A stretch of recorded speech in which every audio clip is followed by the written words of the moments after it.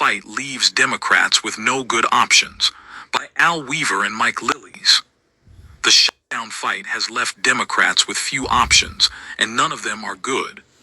Faced with President Trump's refusal to negotiate, they can either cave after weeks of tough talk and support the Republican spending bill, or they can hold firm against it and watch the government shut down.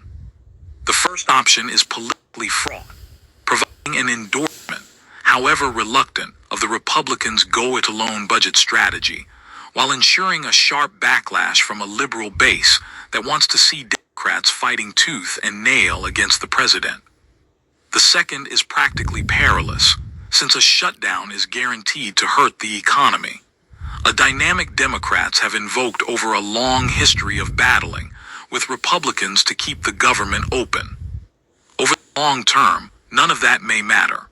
Republicans control all the power in Washington, and most voters have historically blamed the majority party for shutdowns, a sentiment that could help Democrats in several high-state elections in November, if not the midterms next year. In the near term, however, the debate is creating a dilemma for Democratic leaders who want to stand firm against Trump and his policy agenda, particularly his cuts to health care, without helping the administration's ongoing effort to gut the federal government of the workers and programs Democrats hold dear.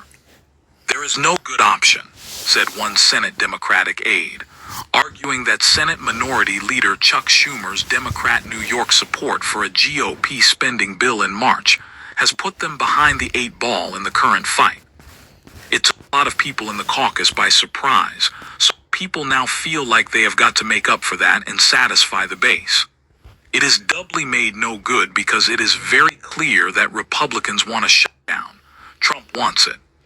He is fine with that, happy to have it, the aide continued.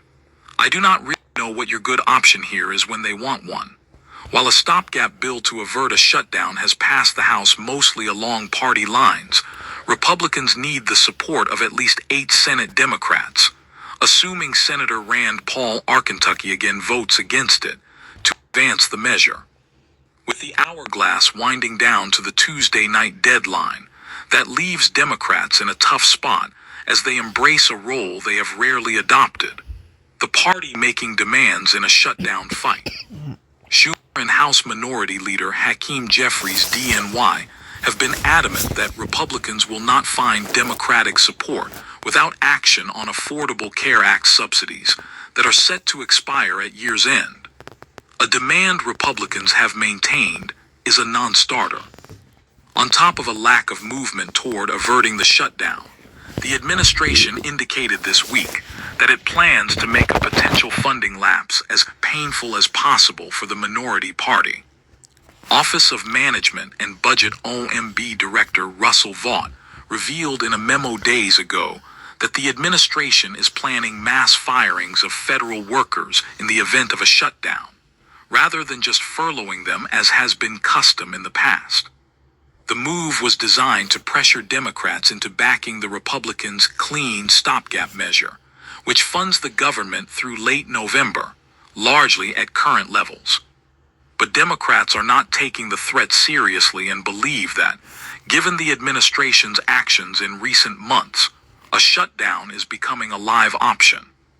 Given how the administration is approaching this, I am not so sure Democrats have much of a choice than to fight it for all it is worth, said Jim Manley, who served as a top aide to former Senate Majority Leader Harry Reid, D. Nevada, and former Senator Ted Kennedy, Democrat from Massachusetts.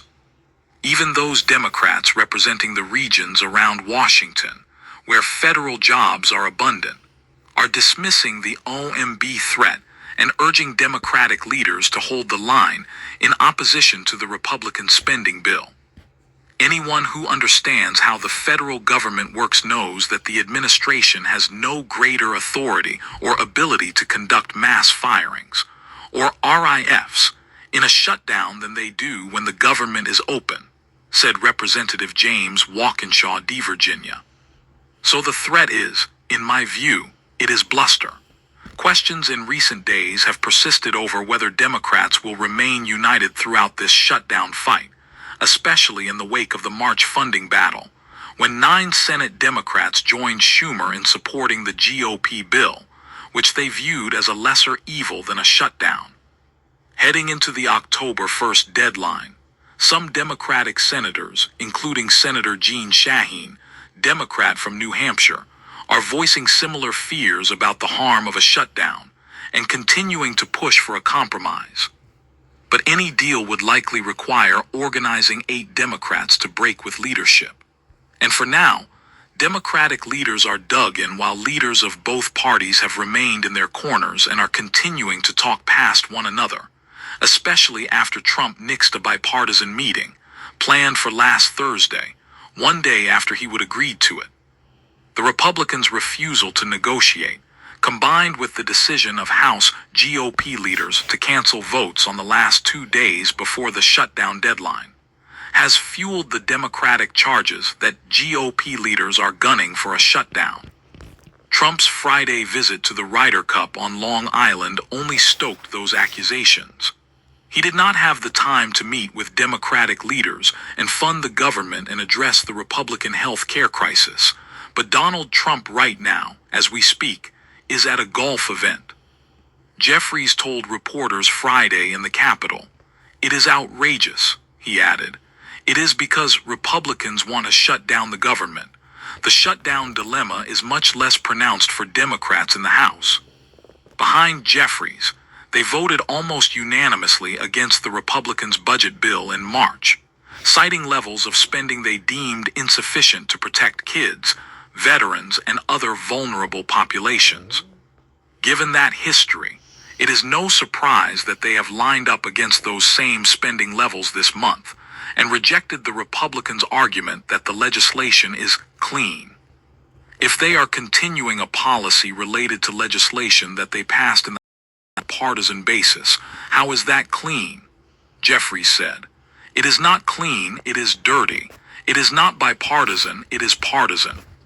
House Democrats, however, have the luxury of rejecting the Republican bill without any practical ramifications, since their opposition did not prevent GOP leaders from passing the legislation. Senate Democrats, with the powers of the filibuster, have a different calculation to make, since their votes decide the success or failure of the bill. Schumer's support for the March spending bill has only complicated that math, raising charges that he flip-flopped for solely political reasons. But in the eyes of some, Democrats have precious few opportunities to throw their weight around, especially after Republicans acted on their own to pass Trump's big, beautiful bill, and a rescissions package that further angered the minority party. They forced Democrats into this by not working in a bipartisan way on anything. They kind of forced their hand, a former Democratic aide said. "If it is not this, there is no other time." Democrats have to strike at the one chance they have.